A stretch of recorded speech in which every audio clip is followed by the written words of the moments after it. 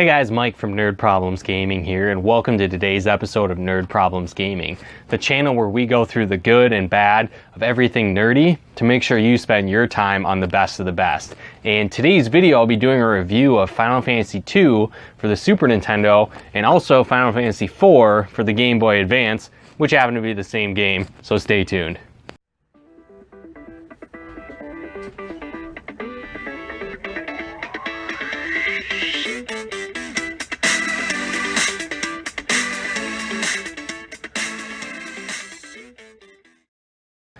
Now, this was actually one of the first Final Fantasy games I ever played. I first saw the original Final Fantasy on the NES. My older brother had a copy, so I watched him play and eventually got my own copy because on that game you really only had one save, right? So I couldn't play his game, unfortunately, so eventually got my own. But flash forward a few years later, was browsing around Funcoland.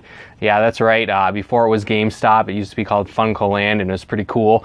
You'd have like these pieces of paper, like a newspaper that had the list of games in that specific store. So it's pretty old school, right? But I found a copy of Final Fantasy II for the Super Nintendo, and that was basically one of my biggest experiences with Final Fantasy, which really attracted me to the series. So what's really cool about this game is it's on Super Nintendo, right? So that's exciting. You know, the graphics are a lot better. The game's a lot longer. There's a lot more to it, and it really shied away from the past few games where you could have more of a customizable team, where in the previous games, like I've done reviews on Final Fantasy 3 and 2 and 1, you can kind of mix and match your own job classes and create a team of fighters, mages, white mages, monks, thieves, whatever the case might be, red mages. You can kind of create your own team with that and mix and match based on what's going on in your play style and what you like to play. But with this game, you basically have a set roster of characters. So they still have those job classes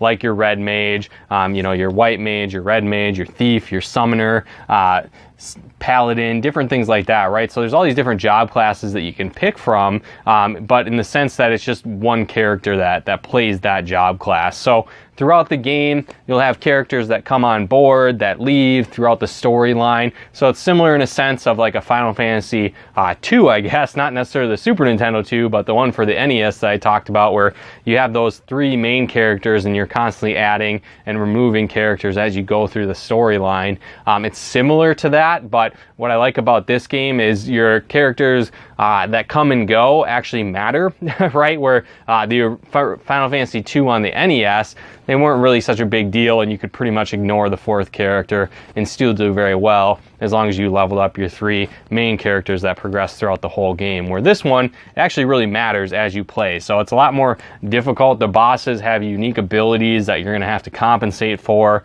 again, really based on the team that you're playing with. So there's several different characters that you can play as. So for example, the main character is Cecil, and he's kind of starts off the story as a Dark Knight and will progress into becoming a paladin through the storyline, kind of a story more of redemption as you play through. So you've got like a Dragoon, Kain, for example. And what's cool about him is, I don't know if it was necessarily like a tie-in, but I never really played the Final Fantasy II for the NES when I played this game. But Kain is actually the name of the little kid of the son of the Dragoon character in Final Fantasy II for the NES. So I don't know if it's necessarily the same Kain because it's still a Dragoon, but that's kind of cool as well that they carried on that at least namesake. If it's not really actually a son, they don't really make that tie-in, but maybe I was supposed to assume that as I played through. And then, you've got your white mage, a summoner, sage, right? So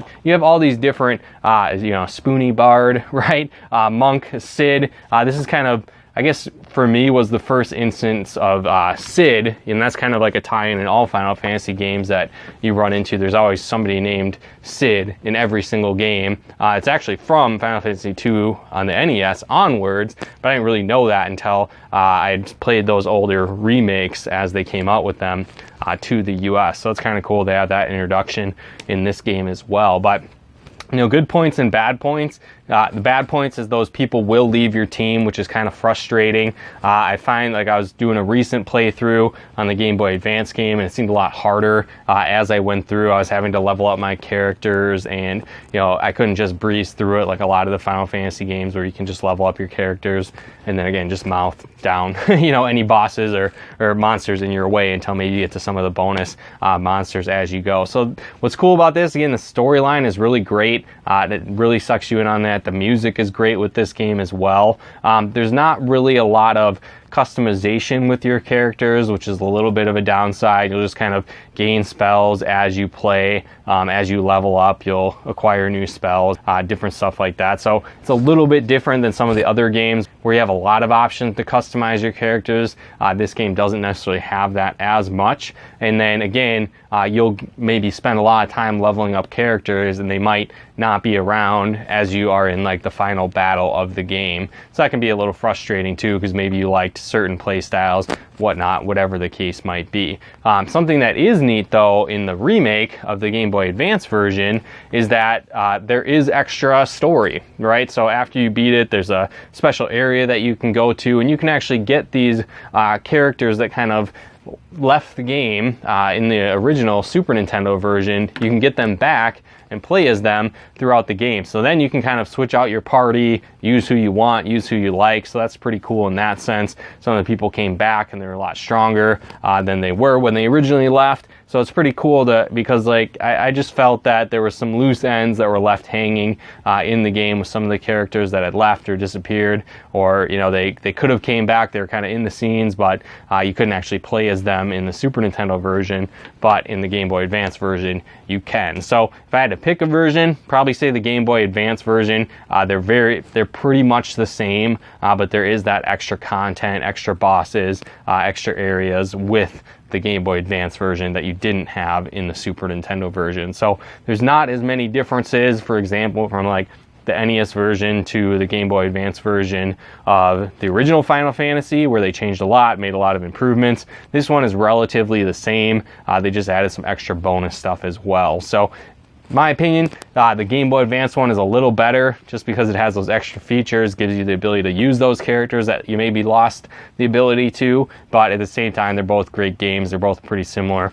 You wouldn't go wrong picking up either one of these and giving them a playthrough. So I definitely would recommend this game if you haven't played it yet. It's one of the best in the series, so definitely get your hands on this. I'm sure there's different ways that you can play it online or get the original cartridges or on the different various virtual consoles and stuff and stores that you can buy them on now at this point. But a great game, highly recommend it. If you haven't played it yet, definitely check it out. It's worth a playthrough. It's got a great story and a fun time playing it. So recommend checking this out, guys. But again, thanks so much for tuning in. And if you haven't done so yet, feel free to like and comment below this video. Let me know what you thought about this Final Fantasy game. Do you like this one? Do you not like this one? How does it rank, of your top Final Fantasy games? I'd love to hear that. And then, maybe let me know what kind of party you like to play as well. So in that final version of the Final Fantasy IV on the Game Boy Advance, where you can choose your party, what's your go-to team that you like to play as? Love to hear that in the comments below as well. So again, thanks guys for tuning in. Feel free to subscribe if you haven't. And you can also follow us over on Twitter at Nerd Problem Game. If you like our content, you'd like to see more videos like this, feel free to become a patron of ours over on Patreon. Really helps us pump out more videos faster and more games to review that we can go through for you guys as well. So you get some extra perks and bonuses as being a patron over there as well. So if you'd like to do that, you can head on over to patreon.com/nerdproblemsgaming. Again, that's patreon.com/nerdproblemsgaming, and you'll also get some early access and different perks and bonuses over there as well. But again, guys, thanks so much for tuning in, and we'll talk to you more soon.